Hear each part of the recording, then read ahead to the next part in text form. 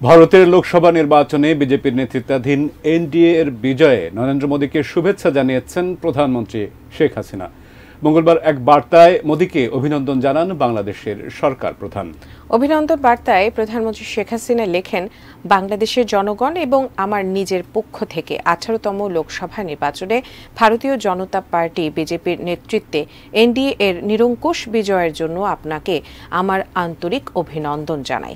তৃতীয় মেয়াদে জনগণের রায়ে মোদীর এই নবযাত্রায় দুই দেশের বন্ধুত্বপূর্ণ সম্পর্ক সব ক্ষেত্রে অব্যাহত থাকবে বলেও আশা প্রকাশ করেন বাংলাদেশের সরকার প্রধান।